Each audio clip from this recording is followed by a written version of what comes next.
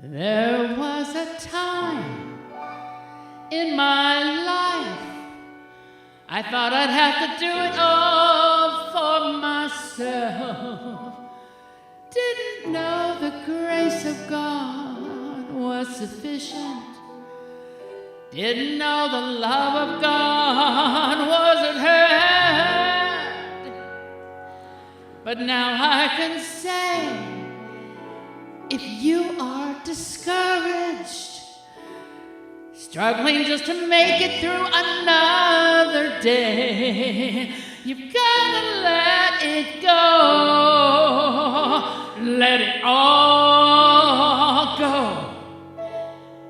And this is what you have to say. Stand up. I release and I let go. Let the Spirit run my life. And my heart is open wide. Yes, I'm only here for God. No more struggle, no more strife. With my faith I see the light. I am free in the Spirit. Yes, I'm only here for God. I release and I let go. I let the Spirit run my life. And my heart is open wide. Yes, I'm only here for love. No more struggle, no more strife. With my faith I see the light. I am free in the Spirit. Yes, I'm only here for love. I release and I let go. I let the Spirit run my life. And my heart is open wide. Yes, I'm only here for God. No more struggle, no more strife. With my faith I see the light. I am free in the Spirit. Yes, I'm only here for God. I am free in the Spirit.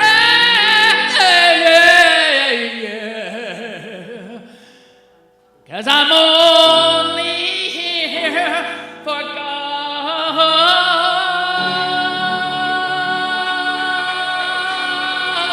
Woo! Thank you.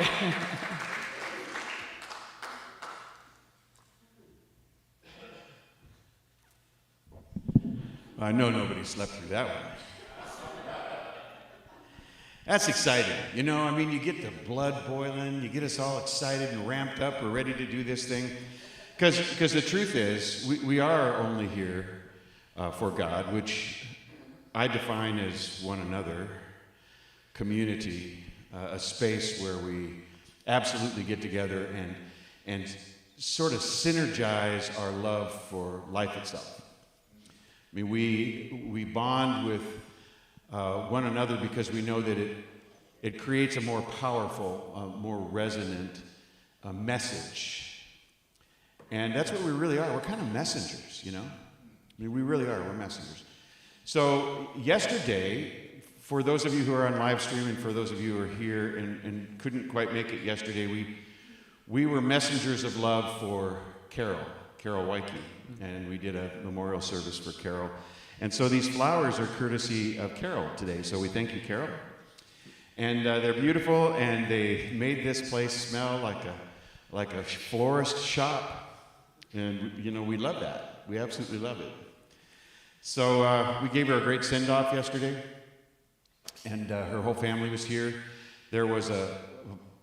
We had 65, I think, in this audience section here, and so it was kind of sardine-ish. You know, but this helped me to understand what it looks like with 65, and it's cool. So let's do that, you know, let's get together, you know, come on, people now, let's get together. That's right. So if you're out there and you're within walking distance, driving distance, come on down on a Sunday. You really feel the energy here. You know, I mean, Michelle's up here at the podium singing, and you get it on live stream, yeah, but I mean, you really get it here, because that voice of Michelle's vibrates you as well as her. I mean, there's a vibration that's felt throughout this space. So that's my way of welcoming you guys today. We are here at Unity of Pasadena, which is a warm and loving space, and it's one where we practice principles that are immutable, meaning they don't change. These principles are constant, and what we first have to do is become aware of them, and then we can align ourselves with them, and we can start to be them. And as we do that, there's an interior change, a shift, that creates a new exterior for us. Our life changes. So we're all about transformation here at Unity of Pasadena. I mean, we're on our way to our greater yet to be. And we're going to be talking about that a bit today, too. Because today's subject is a little bit complicated, because it runs up against this whole idea that seems so difficult, that loving your enemies idea, you know, it runs right up against that. And so how do you forgive, or how do you create that beingness within you that is forgiveness, as opposed to even having to make that choice? So this is a really, really neat pre-Easter talk. I also want to say to you, Happy Palm Sunday, and we can say that because whenever we get together, it's Happy Day. And we have this saying that talks about really how happy we are to be together, knowing ourselves through you. So please, after me, there's only one thing. It may look like more than one thing. May look like more than one thing. It may feel like more than one thing. It may feel like more than one thing. But it's only one thing. But it's only one thing. Expressing as you. Expressing as you. Expressing as me. Expressing as me. And everything we see. And everything we see. We also have a unity blessing, which I'd like you to join me in. We love you. We bless you. We appreciate you just the way you are, and who and what you are becoming. We have a statement of faith. There is only one presence and one power active in my life and in the universe, God the good omnipotence, and I am one with that presence and power. By the way, you might have noticed this, you guys, because I'm about ready to step into prayer. You see this new gong back here? Yeah. All right. Well, we've had it hanging around our house for some time, but it didn't have a frame that was suitable for gonging. and that means that I could hit it like this, and it would all fall down. So that's not suitable for gonging, but this is. We have a very talented friend who said, I will make you a beautiful wooden frame for that, so that when you hit the gong, it won't fall down. And so this is a spiritual tone, by the way, and it's magnified in a spiritual locale. So just take a moment to allow this to resonate, and then I'll slip into prayer with you, okay? As you allow it to resonate within you, just close your eyes.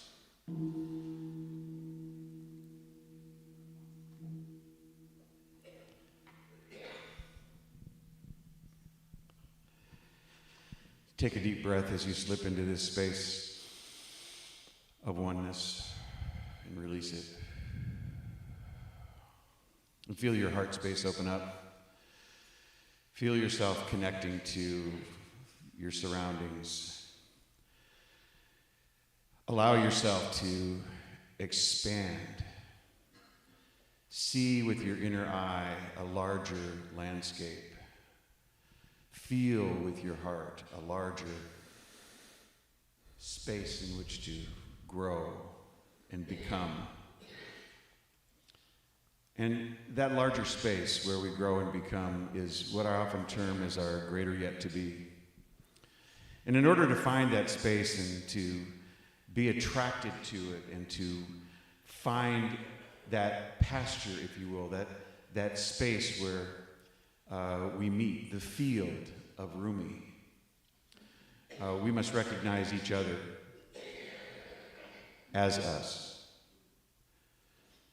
So I know that there's a power back of all that we see and feel in our minds and in our hearts. And that power is the oneness, the unity of this source of all good. Call it God, call it Spirit, whatever you want to call it. It is that thing that simply makes things out of itself. It is the reason why I say there's only one thing. And it's a reason why I see me in you. Because we are one. We're simply made of the same source, that magnificent God stuff. And so I recognize today that this is a oneness space. And I connect easily and with love to all that I see, feel, and know. For it is God itself expressing as you, expressing as me. And I know that as we call upon this presence to enter, to be available, which it always is, we just have to be aware of it, that I'm calling in the presence of love as well. So my heart space holds that love in infinite volume. And I allow it to come in as I am ready to expand that vessel for love. This very space is sacred. This very moment is magnificent. So here we practice gratitude for one another. We practice gratitude for those who came before us. We practice gratitude for the day, the beauty of life expressing through us. So thankful. We're thankful for those who allow this space to be open for us. We're thankful to the Board of Trustees that make sure everything is absolutely as it should be. For our prayer chaplains who hold the light for us, such a magnificent way. For our musician today, Mitch, who brings that spiritual bent to everything we do. For each of you that volunteer yourselves, greeting at the door, doing sound, doing PowerPoint, putting together all that needs to be put together for this experience today so that we can come together and enjoy it. We're so grateful. I'm grateful that people who are on live stream can hear us and know that we exist. For each and every one of you here who transmit what you've learned every single time to those that surround you and love you. So I release these words with great thanksgiving into the law of mind, knowing that all of this is done. It's already here. Please join me by saying, and so it is. Amen. So it is. Amen. All right, you guys, I'm going to pick a question today and put my glasses on just in case. So, this is a newer one. I know that because all of these, I guess this is a goldenrod color. Is that goldenrod? Yeah, goldenrod. An interesting name for that color. But these just got put in here. So when I saw this, I thought, this is brand new. So here we go. Brand new, you guys. Brand new day, brand new question. My college years were during the Vietnam War. Then I was drafted, sent to Vietnam. Throughout, I tried to think of Jesus' teaching in practical terms toward peace. What's a unity position, in summary, toward war? Fascinating question. What a timely question, too. All right, so I know a little bit about Unity's history, and there is a book which is the history of the Unity faith tradition, and it's written by a man named, his last name is Valle, V-A-L-L-E, and it is a compilation of just about everything that's happened in the Unity faith tradition. You know, how it arrived, who the predecessors were, and what the stance on race and peace and those kinds of things that pop up consistently in our human condition. Unity takes a stance that is irrefutable, and that is we support people who are engaged in any form of suffering, pain, or conflict. I'm not saying we support the conflict, but we support the people who are engaged in those situations and know healing and transformation for them. We see a newer and brighter view of their lives for them, should they be in that situation of pain and suffering. And so the war itself is not supported necessarily, but the individuals involved in the conflict who may have no choice in the matter, as it seems this person did not, this person was drafted, may not have had any choice in the matter. We support them. We support them even if it was their choice. We support them in the idea that expressing life to the fullest, which means you're alive, you're well, you're expressing the presence of good in you throughout your life. That's what we support. That's what we support here at Unity. So unity is not a tradition of pacifism. That I know.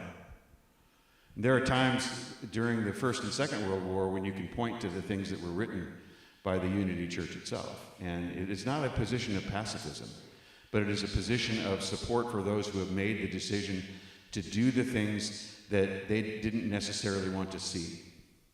And support for the healing process behind what it is that created the war in the first place.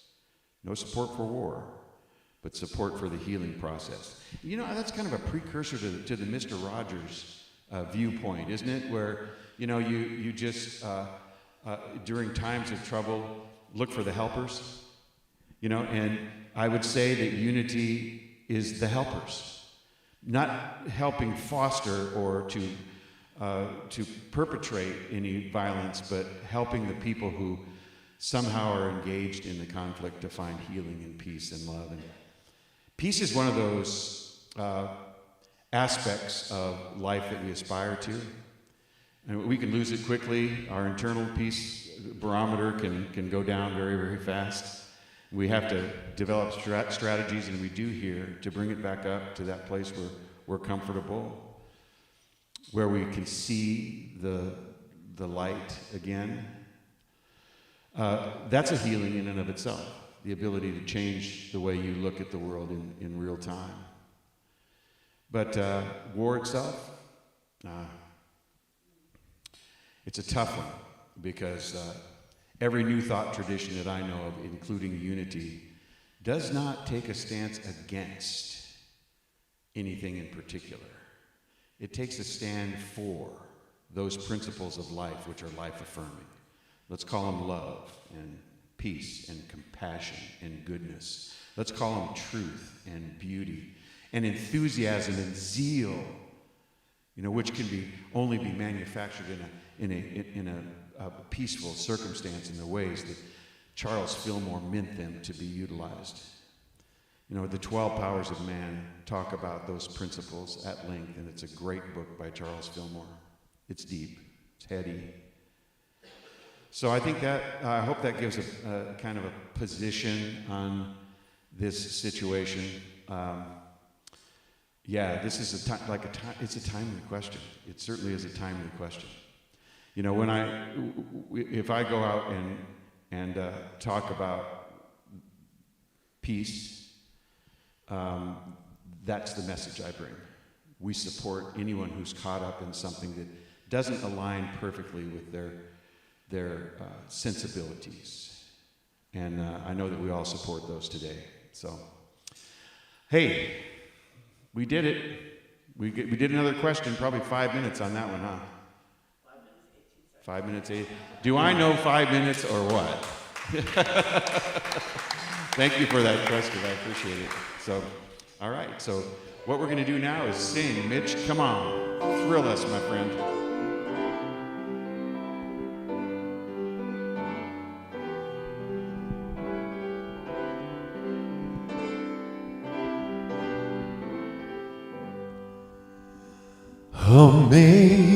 Amazing grace, how sweet the sound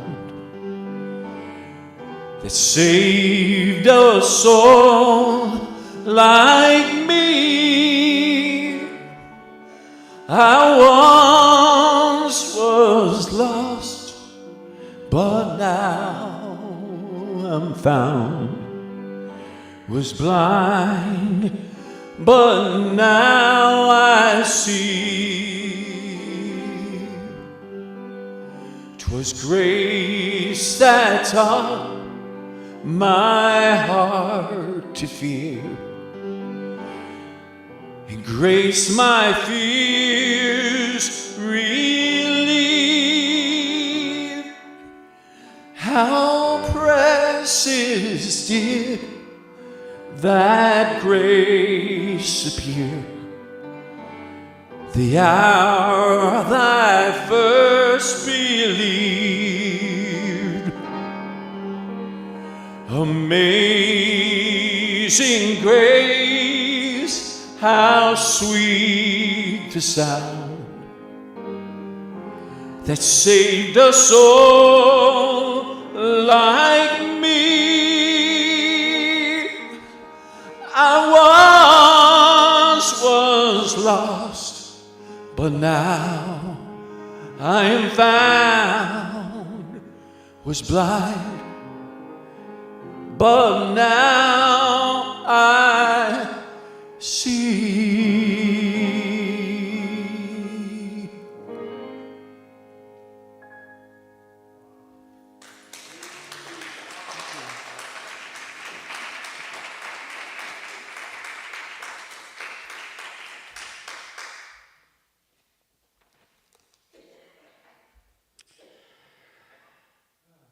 Amazing Grace is just truly that. It is Amazing Grace, and thank you, Mitch. That was gorgeous. Sunday, March 29, 2026, Palm Sunday. On Palm Sunday, I honor the divine presence within. On Palm Sunday, Jesus made his triumphant entry into Jerusalem riding a donkey colt, spiritually symbolizing dominion of the Spirit over human nature. Today, I find inspiration in that timeless Bible story. Going forward, I commit myself to mastering my impulses and judgments and continually surrendering my imperfections to the Christ within. My commitment in regularly going to the upper chamber of my consciousness smooths the rough edges of my mind and opens my heart to perfect love and purity. By following Jesus' example, I proceed with courage and confidence along the path of fulfillment and transcendence. The spiritual reference is from John chapter 12, verse 46. I have come as light into the world, so that everyone who believes in me should not remain in the darkness. And so it is.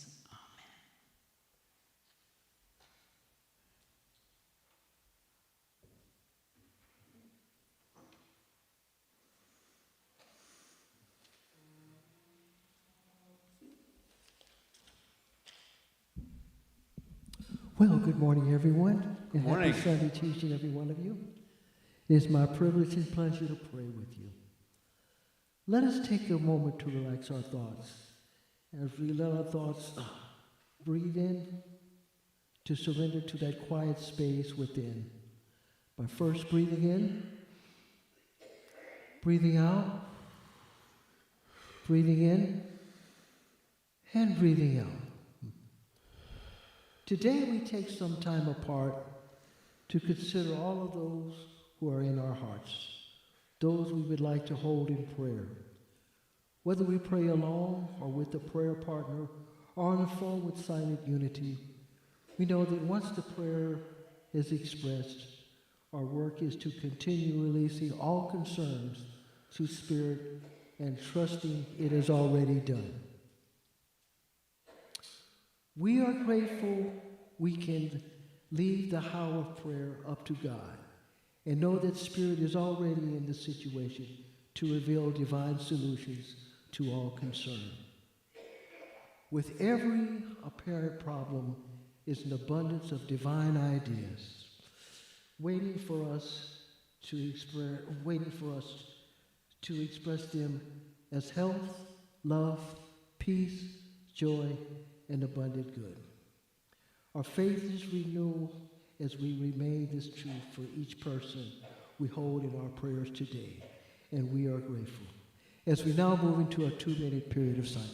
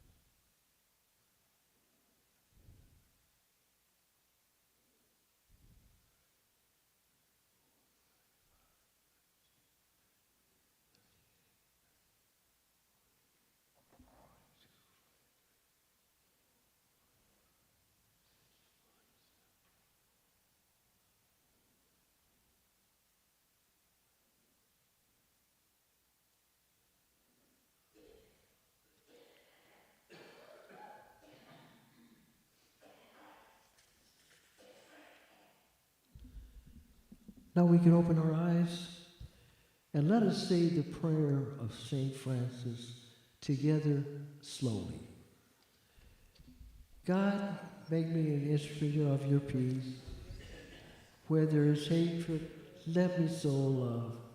Where there is injury, pardon. Where there is doubt, faith. Where there is despair, hope. Where there is darkness, light. Where there is sadness, joy. O divine presence, grant that I may not so much seek to be consoled as to console, to be understood as to understand, to be loved as to love. For it is in giving that we receive, it is in pardoning that we are pardoned, and it is through grace that we are given eternal life. And so it is. Amen. Thank you very much, and may you all have a blessed day.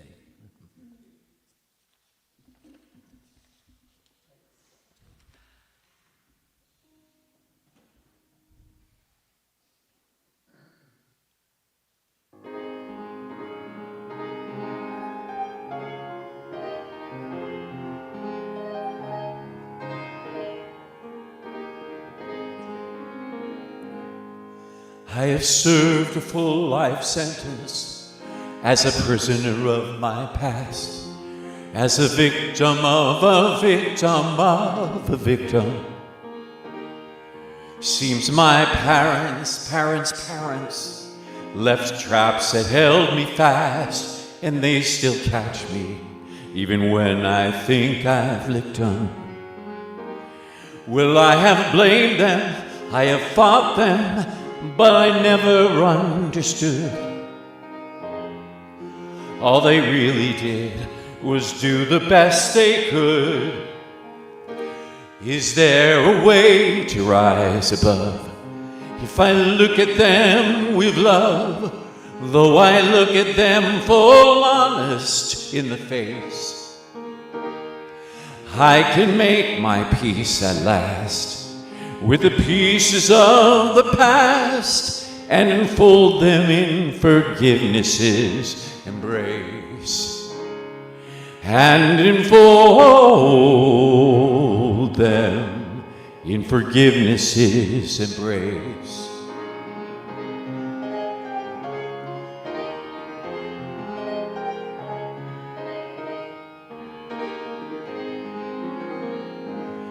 I forgive my poor flawed parents for the things they could not be.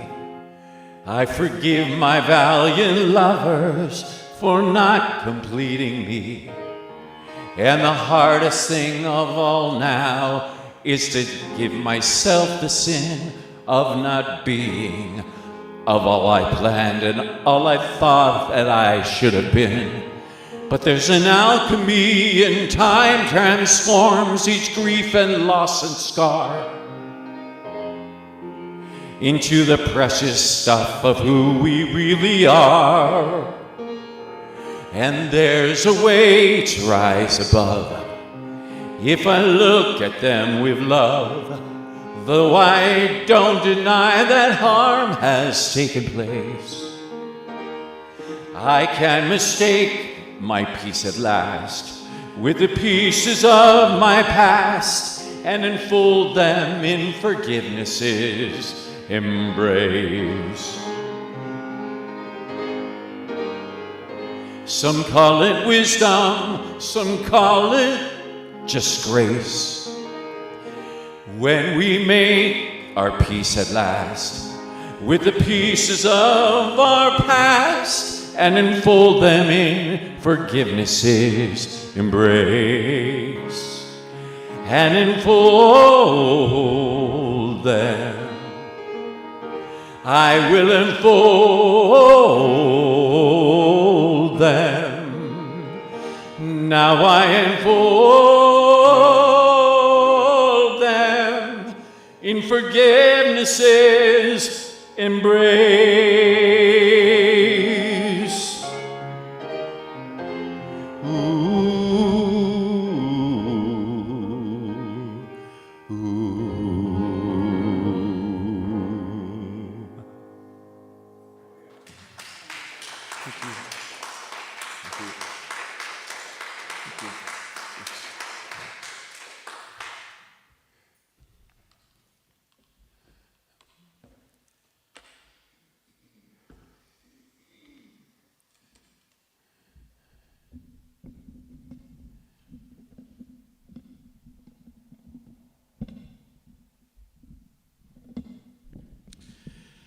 Thank you, Michelle, and thank you, Paul, and of course, thank you, Mitch.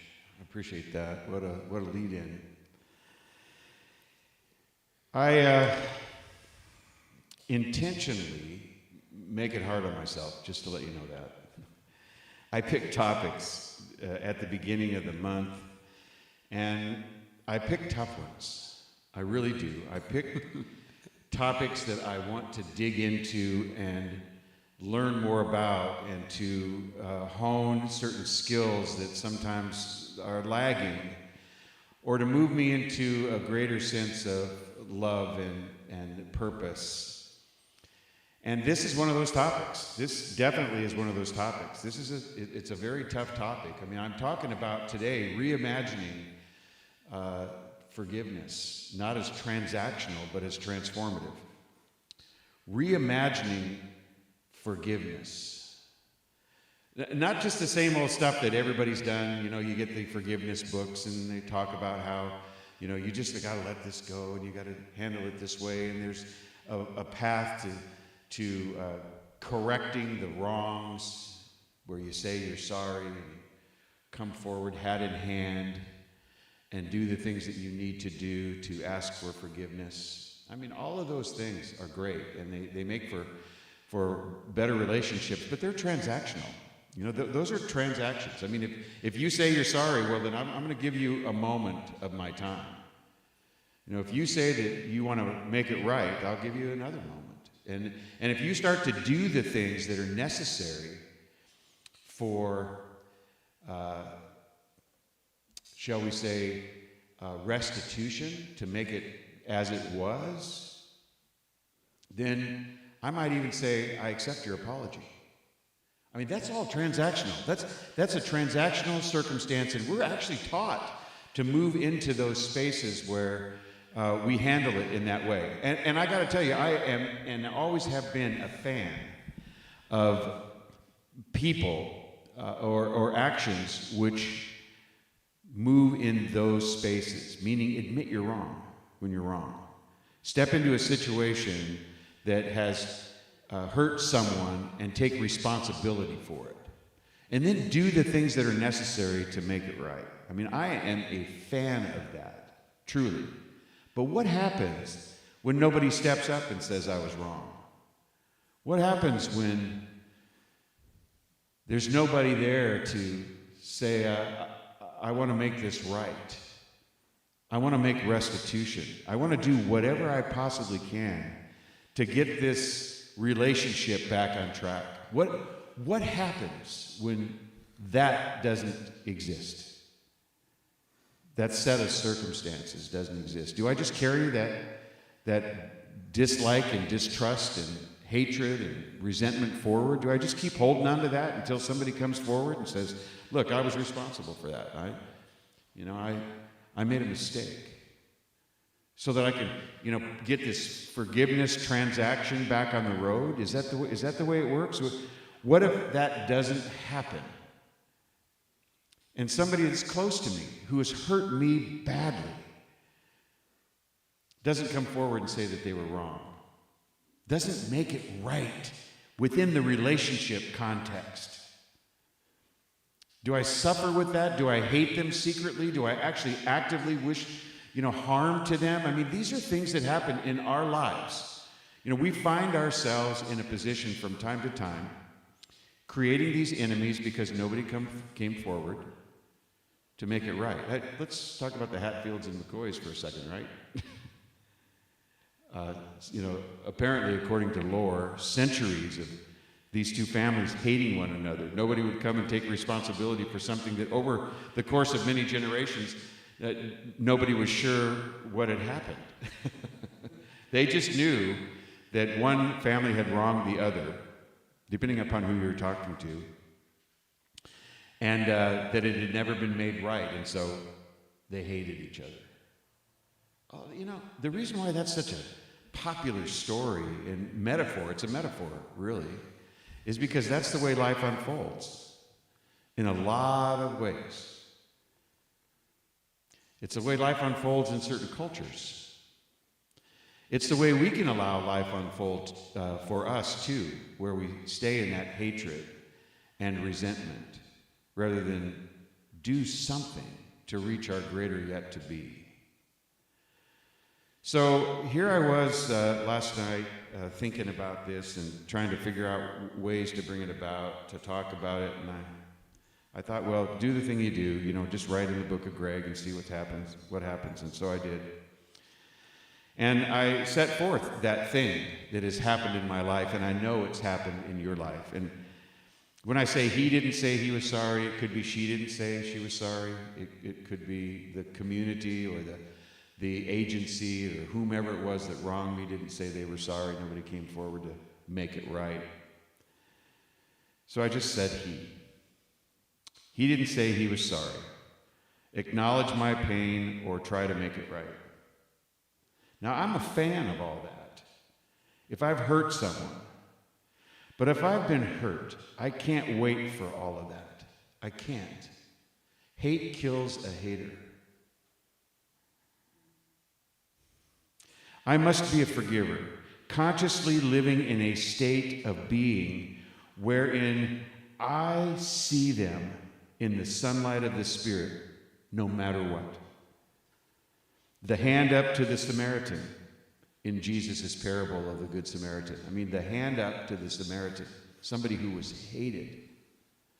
Nobody offered forgiveness before that situation occurred that allowed that helping hand to be given to this person that was hated throughout the region just because of where they were born and how they were culturally brought up.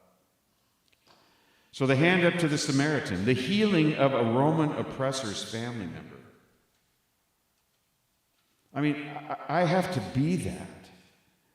The moment on the cross when these words were said, "Forgive them, for they know not what they do."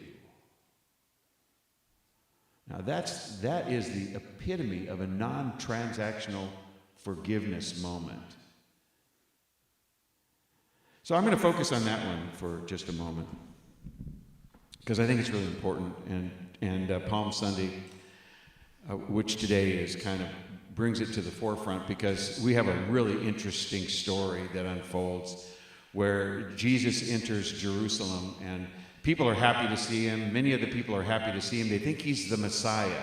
They think he's the one who's transactionally going to change things for them. Step into the political arena and destroy the existence of what was going on in those oppressive moments. Or maybe bring an army forth, maybe force, to release the people, to allow them to become who they need to be, or who they want to be, to live in freedom, to not be forced to do things that they don't wish to do. This is what they see in him, so they cry, "Hosanna, Hosanna." Some say he's the Messiah. Some say in the background he's the Son of God. But they believe that this transaction that's going to occur is that they stand with him, they say, "Hosanna, the Holy One," and he does his thing. The transaction is going to happen. But in this instance, what happens is the same people that are crying Hosanna and welcoming him into this arena on a donkey, laying, as the story goes, palm leaves or palm fronds before the donkey. Those same people, just some few hours later, are going to be saying, "Crucify him, crucify." Those same people are going to be yelling, "Crucify him." Wow. What a story, huh? I mean, to me, I just love the backstories within the story, and how this really is life. And we have a word for that. I think we call it fickle, In one moment, the crowd is on your side. They love you. They absolutely adore you. And in the next moment, you're the hated person that isn't doing what they expected you to do. And now all of a sudden you're on their list. Wow. The same people that praised him screamed, "Crucify him." And they did. And they did. They crucified him.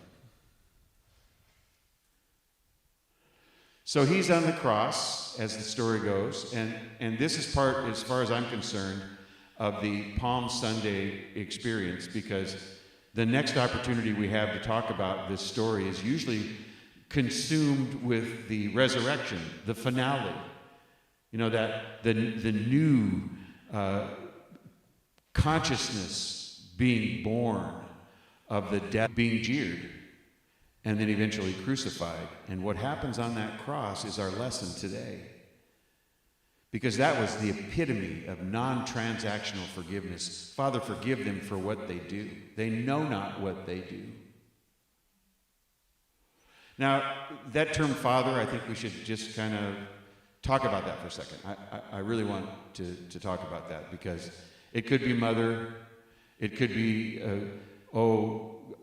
great universe. It could be, life itself, or love, forgive them.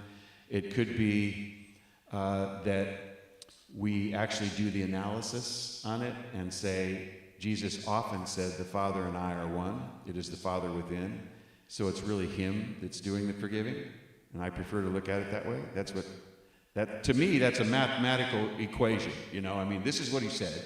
That's true. So what must be true of that? That's the next thing. The next thing is I forgive them. That's really what he's saying. Through the Father. So he's there. He's not looking for anybody to come up and say, "We're really sorry, Jesus. We didn't mean to do this. We didn't know this was going to happen. Can you please forgive us?" None of that's going on. None of that's happening. Non-transactional forgiveness is in play. That greater yet to be has stepped into the picture. This, for me, is what it's all about. where Jesus takes that step, which really shows us that he can do what he asked us to do. That one thing that has kept people from using Jesus as the example, love your enemies, wish them well, do whatever you can to make sure that is who you are. The one thing that seems impossible, that actually, I believe, made people step back and say, we can't do that, so we better worship him. That's the easier way to go about it. The much easier way to, because the other thing, actually doing these things, too hard. Too hard. So this non-transactional forgiveness became his way of being. Can we do that? Is it possible for us to do that?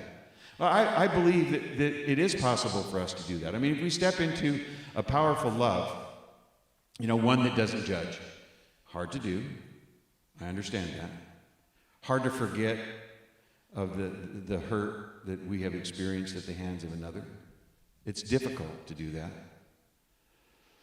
But I love the way that he reframes it. This is a powerful reframe. Forgive them. Why? They don't know what they're doing. They really don't. They're living in ignorance. They're living in a place where hatred rules, where fear is king. They're living in a space that I don't want to live in. I'm not going to surrender to that. Do you want to surrender to that? Do you want to surrender to that? How many of you have ever been hurt and not received an apology from the person or the entity or the institution that hurt you? I mean, this should be everyone. And you probably have chapter and verse. You know the story. I know the story. I know when those things happen to me. Now I'm looking for my greater yet to be. So I step into a way of thinking back in, I don't know, when was it? 2002? 2002, stepped into a greater yet to be, opportunity for a greater yet to be, when people started talking about being able to do it and putting forth strategies to do so. How do you do this? How can you possibly do this? I think the Four Agreements was written for just such a purpose. We don't use the word hate often. And there's a reason for that. There's a sign in my office. If you could get into my office, you'd see a sign back by the mirror, and it says "No hate," and that's a sign that I and Jackie carried in our moment of spending time at a march, if you will. Got it.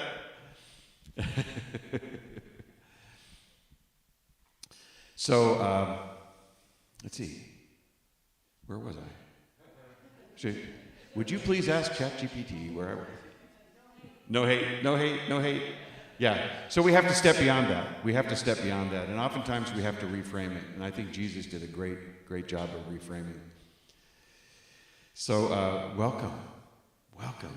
We think of you often. We do. Not for that reason. But we think of you often. We miss your mother deeply, dearly. Blake, right? Blake, Marty Arnold's son. And we miss her dearly, and I know you do too. Now, the interesting part about this discussion we're having today is that I've had so many in-depth discussions with Marty Arnold that this is the way she stepped forward to live her life. She really did. I mean, however it had to be done, that's the past. I don't need to dwell on it. I don't need to find myself in resentment jail and hate people and hate circumstances and try to avoid them. That's not my job. My job is to move forward in love. The next indicated thing is about love, not hate. The next indicated thing is about peace, not war. The next indicated thing is about healing, not destruction. That's the next indicated thing. And when you step into that next indicated thing, everything else sort of fades away behind you. You know, it just becomes background noise until it disappears. I mean, do we really want to live on purpose? Yeah, we do. We followed the Jesus story through this time of Lent so that we could do that, so that we could see how Jesus was operating in these times, in these difficult times. And this is the culmination. This is the culmination of this greater yet to be exercise. Can you imagine living in a space where there is no hate? Can you imagine living in a place where there are no enemies? Can you imagine stepping into each and every day knowing that you're in heaven? Because there's nothing that opposes you, nothing that pushes back against you, nothing that does anything but fill you with your next experience of love. I mean, that's what we all imagine. And we imagine that to be heaven. I mean, as far as I'm concerned, that's heaven. And can we bring heaven to earth? Well, of course we can. And who said that? Well, Jesus said that in the Lord's Prayer. How shall we pray? We'll pray about this, bringing heaven to earth. I mean, that's a now thing. Let's do that. Let's love our enemies. Let's step in and be the healing force rather than the destructive force. This story is so rich and so filled with beauty that it has to be a moment where we really get to sink in and understand deep inside ourselves what it may take. So I wrote a little meditation so that we could do that right now. And these ideas that I've been talking about are contained in this meditation. I want you to not only get quiet and listen carefully, but I want you to, in this moment, make the decision to embody them yourself. I call this meditation Forgiveness as a Way of Being. That's appropriate, isn't it? I mean, here we are. A way of being. Let us begin by becoming still. Allow our body to settle in. Allow our breath to soften. Allow our awareness to turn within. Take a slow, deep breath in and release it. Now I want you to imagine this scene. There's a road into Jerusalem. The crowd is gathering, voices rising, branches waving. Hosanna, Hosanna, blessed is he who comes. There's excitement, hope, expectation. They believe something is about to change. And in a sense, they're right, but not in the way they imagine. In your mind's eye, see Jesus entering the city, not on a war horse, but gently, humbly, on a donkey. There's a calmness in him, a grounded presence. He's not carried by the energy of the crowd as people lay palm leaves before him. He's anchored in something deeper. Now just feel into this. The same voices that shout Hosanna today will soon cry, crucify him. The same crowd, different words. Now allow the scene to shift. The noise fades. The road leads to the cross. See the body wounded. Yes, the world has turned. The crowd has changed. And from this place, there isn't any comfort. There's no fairness. There's no resolution. You hear the words, Father, forgive them, for they know not what they do. Feel the depth of this. The call for forgiveness when no apology's been offered, no justice has been restored, no understanding has been reached. And still forgiveness flows from the heart and lips of Jesus. This is not forgiveness as a transaction. This is forgiveness as being. Now, gently bring your awareness inward. There's a place within you that knows how to forgive, not through transaction, but through being. This forgiveness does not say, it's okay. This forgiveness says, I will not let this close my heart. I will not let this inspire hate. Take a breath. Feel the quiet strength of that, my heart, my being. Now let these truths move gently through you. I am not defined by what has happened to me. I am not defined by the love. I am defined by the love that lives within me. Forgiveness is not something I wait to give. It's something I live. I release the need for others to complete my healing. I'm already becoming whole. I'm free to choose my inner state. I'm free to remain open. I am free to love. Now see yourself leaning forward to listen. Listen intently. I hear the changing voices of life and still remain rooted, not in reaction, but in presence. Forgiveness is our atmosphere, our orientation, our way of being. And now, gently return to the words, Father, forgive them. Let them expand within you. Love, forgive through me. Life, live as me. Feel that forgiveness is already moving in you, not as effort, but as grace. Rest here, grace, in stillness, in openness, in being. Let it rest here, grace.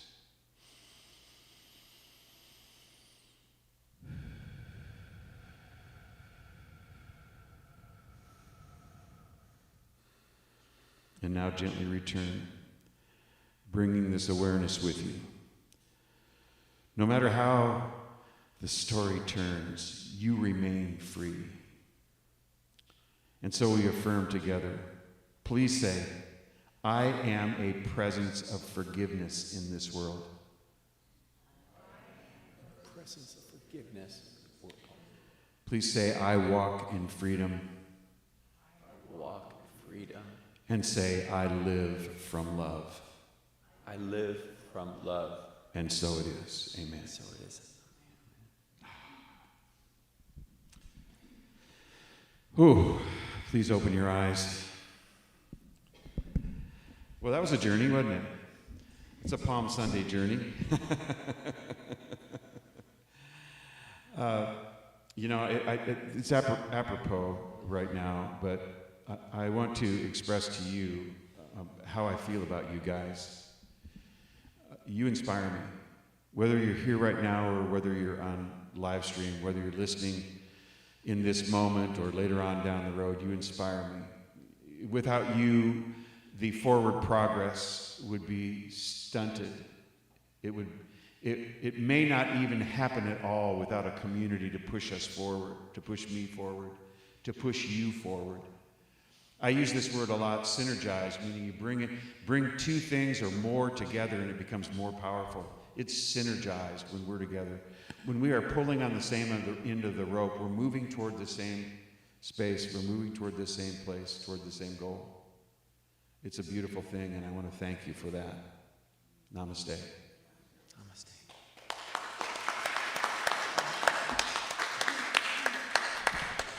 Oh, Barbara's doing double duty today. She's more than double duty. She's triple, quadruple duty. You are always on duty. The first thing she's going to do is hand me a list, and I love that, because we get to see who's on, and we know that, oh, Anita Arakawa is on. Anita, fantastic, woohoo! And Steve and Kara are on. Oh, we hope healing is happening right now. We know it is. We know it is, and that for Jan as well. Charlene from Tennessee. Charlene, we love you. We miss you. And Bobby's on. And I know Bobby misses being here. He truly does. Colleen's here from Illinois. Colleen, we miss you. And Mike O'Brien, saw you yesterday, brother. It was great to spend the day with you. and to see your family once again. Mike O'Brien is Carol Wykie's son, and one of the 3 children who were here of Carol yesterday. And we got Julio. Julio, like I said before, Julio, your place is right over there, right there. So, in love, I put this in the basket first, and then in love, we get a chance to put our gift in that basket as well, because this is our opportunity to be a giving community, to give toward one another so that we can become, as a community, our greater yet to be, so that we can bring about the change that we wish to see not only in ourselves, but in the people around us, in the communities around us, in the world. And so we say together our community giving statement. Please join me. God is the source of my overflowing supply, and I am grateful. Mitch.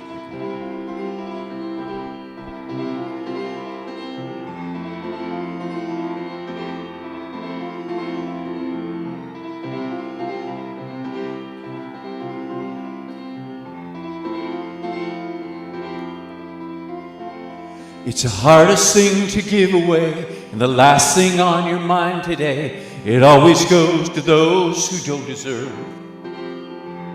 It's the opposite of how you feel when the pain they cause is just too real. Takes everything you have to say the word forgiveness. Forgiveness. It flies in the face of all your pride. It moves away the man inside. It always angers own worst enemy. Even when the jury and the judge say you got the right to hold a grudge, it's a whisper in your ear saying, set it free. Forgiveness. Forgiveness. Forgiveness. Forgiveness. Show me how to love the unlovable. Show me how to reach the unreachable. Help me now to do the impossible. Forgiveness. Forgiveness. Show me now to do the impossible. Forgiveness.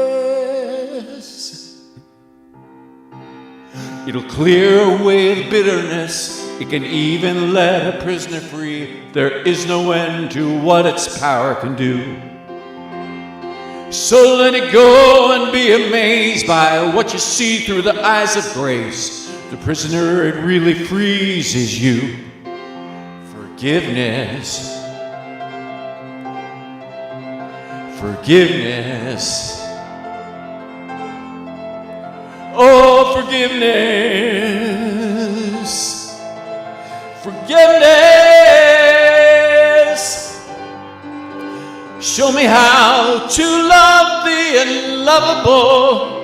Show me how to reach the unreachable. Help me now to do the impossible. Forgiveness, I want to finally set it free. Show me how to see what your mercy sees. Help me now to give what you give to me. Forgiveness. Oh, forgiveness. Forgiveness. Forgiveness. Forgiveness.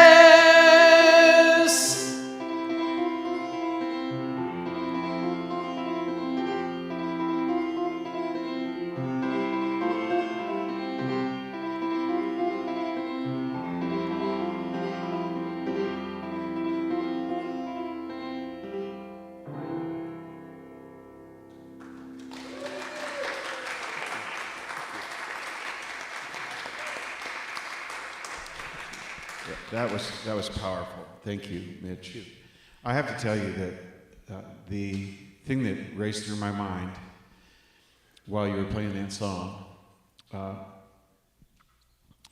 because judge and jury take me to a courtroom. It probably did you as well. But in that courtroom where family members of 9 people who were killed in that black church by a young man who walked in to that prayer session and shot them all. The family members all got up and said, I'm doing this for me. I forgive you. Face to face, person to person, I forgive you. Doing the impossible. Doing the impossible. And so we have examples. We have magnificent examples. Thank you for doing this, Barbara. I appreciate this very, very much. And what we do here is we promise to use these tithes and treasures with integrity for the benefit of Unity of Pasadena as well as the surrounding community, for the benefit of the world, for the benefit of life itself, for the benefit of being an example that can drive magnetically people to move into this space where forgiveness is possible even without an apology, where forgiveness is a way of being because it's the way of love. We know this is true.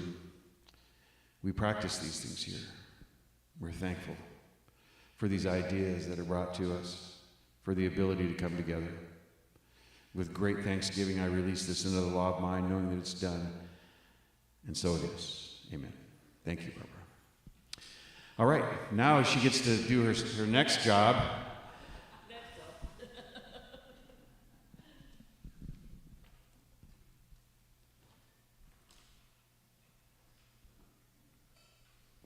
Our community, our beloved community, which includes everyone who is here and everyone who wishes they could be here.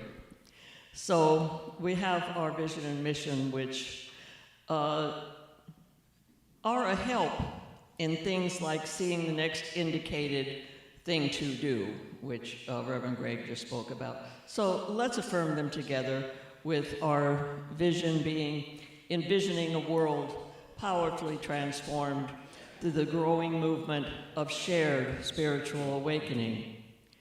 And our mission, which is transforming lives by living and sharing our inner truth of divine wisdom, compassion, and love using practical spiritual principles. And we have 4 core values, which are creating community, living love, teaching truth, and serving spirit. And another one of our great community things, getting together to eat and talk. And so today is a 5th Sunday, so it's potluck today. And I made a brief trip into the fellowship hall. Smells fantastic. So thank you everyone who made a contribution today. And now next week is the first Sunday of the month, and though it's also Easter Sunday, so who knows how many people will be here or who will be with family instead, etc. So the church is going to provide the ham, and A, B, and C who are here, or anybody else who wants to provide sides for that, that'll be our hospitality for next Sunday.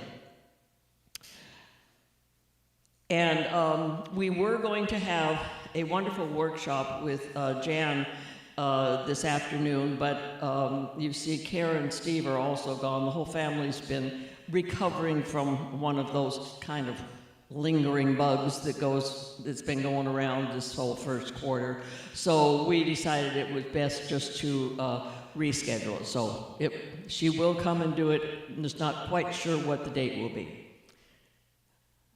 However, what we are sure of, Michelle will be here Tuesday, doing her gentle stretch and all the other wonderful things that go along with it. If you haven't come, you got the morning free, give it a try.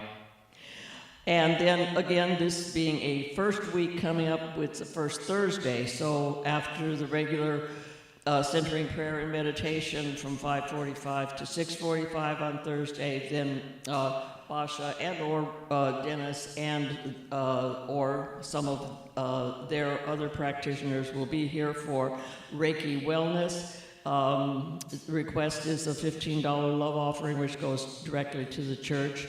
And thank you, Basha and Dennis, for providing this for not only our members, but, you know, if you know anybody else who needs, you know, energy healing, invite them to come on Thursday evening.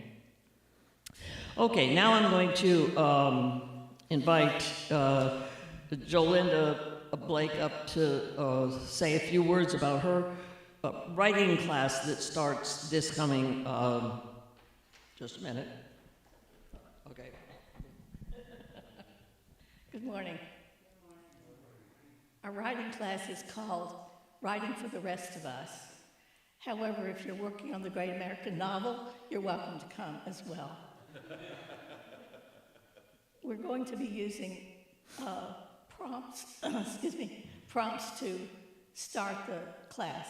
And what we will do is we will have a short prompt like, she answered the phone and was very surprised to find, or he looked out the window and saw, or I was very surprised to find out that was going on in my life. And then you go ahead and write from that. I'm a firm believer in everybody being a writer. So no matter what you write, if you are a journalist, if you write gratitude lists, or if you are able to jot little notes down when you're writing in a book or something that you're reading, then you're a writer already. So we're going to have this class on Saturdays, and it will be from 10 to 12 on an ongoing basis. So you're welcome to come every Saturday, or you can come whenever you can make it, or whenever you absolutely have to write. So please join us. We would love to have you come. All the love offerings will go directly to the church. So come and join us. We'd love to have you there.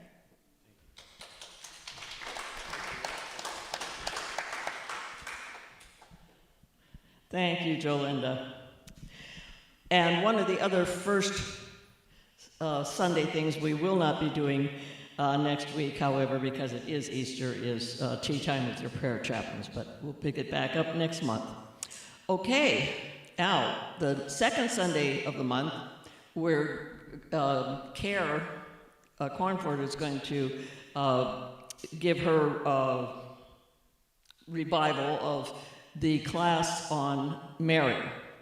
I attended that one, and it was, I learned, I mean, look, I was raised Catholic, you know, Mary every day, but I learned things about Mary I never knew before. So anyway, so she's saying, come and learn about this archetype who is the keeper of divine energy, and also as well as displays all the qualities of divinity. So that will be after hospitality, 1 o'clock, Sunday the 8th. All right, there's a few other things happening. How many people were here for the annual meeting last week? Good, that's the majority. Thank you, faithful ones. Okay, anyway, it was a good meeting, and Gay gave a great talk, which we'll have to reschedule for those of you who were not here to hear it, because it's well worth it. It was on the second class that she's taking in the Integral Ministry program, and she wrote her, like, I guess your final assignment as speaking to our church, and so that's exactly what she did about what is involved in integral ministry, and so we'll schedule again for those who missed it. All righty, as Greg said, we had Carol Weike's memorial here yesterday, and you would not have believed the fellowship hall. You thought you were walking in, I mean, we had all 8 tables out there. They were all decorated with the very tall bunnies and other Easter things. I mean, Easter decorations like you've never seen. The family did offer them to the people who were here, so all the big ones went. However, there's a little bit of stuff left on the table out there, and you're welcome to take it if anything appeals to you. And also the cards that we had out last week, I put back out again. We have a card for Shirley and Connie, Georgette, Trish, Jackie Coolette, Marty's family, and even though Sandy, you're here, we have a card for you. So if anybody missed signing it last week, please do it today. Okay, and I guess that's about it, so I will turn it back over to Reverend Greg for closing. Okay, well, we'll see how we'll do this. Yeah, there you go. Nice turn. Do-si-do. All right, we're going to do the Silent Unity Prayer for Protection. And then we're going to sing a song. Which one today? Let there be peace on earth. Ah, there we go. We're going to do the peace song. I want to let you know that we have prayer chaplains here today. Raise your hand if you're a prayer chaplain. Yep, these people will offer you prayer. If you wish to stick around after the service today, just stay in your seat and the prayer chaplain will come to you. And Michelle is our prayer chaplain of the day. Paul is our prayer chaplain of the day. And we appreciate you guys doing the work that you do. It's so instrumental around here. We believe in prayer, and we thank you for the service that you provide to us. So let's do